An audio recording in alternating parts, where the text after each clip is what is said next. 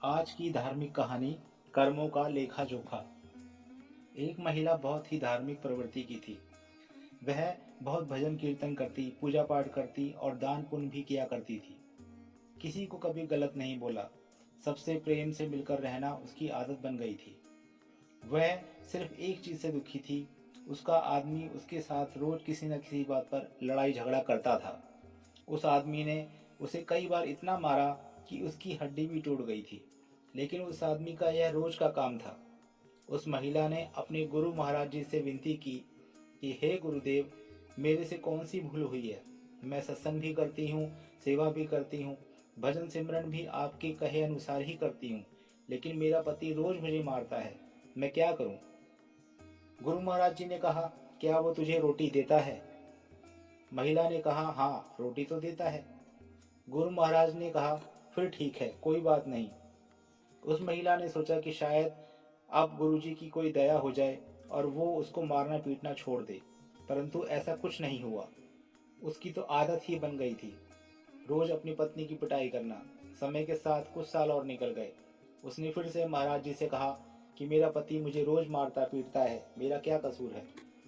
गुरु महाराज ने फिर कहा, क्या वह तुझे रोटी देता है? उस महिला ने कहा, हाँ जी, देता है। महाराज जी ने कहा, फिर ठीक है, तुम अपने घर जाओ। महिला बहुत निराश हुई कि महाराज जी ने कहा ठीक है। वो घर आ गई, लेकिन उसके आदमी का स्वभाव वैसे का वैसा रहा।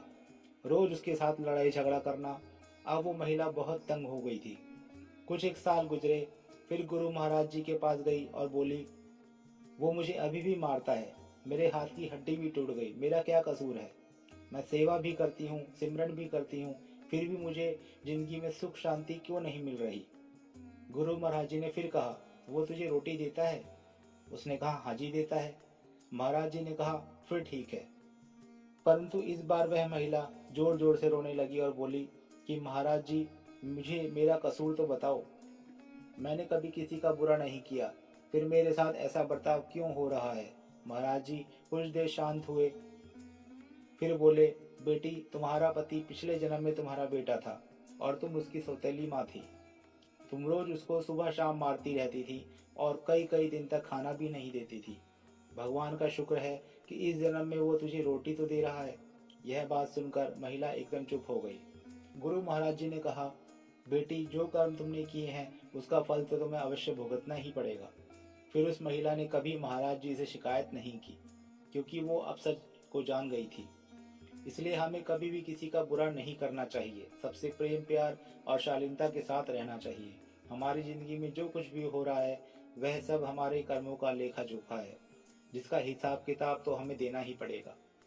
मित्रों, आशा है कि आज की कहानी आपको पसंद आई होगी। कमेंट बॉक्स में अवश्य बताएं। साथ ही वीडियो को लाइक और चैनल को सब्सक्राइब करें। धन्यवाद।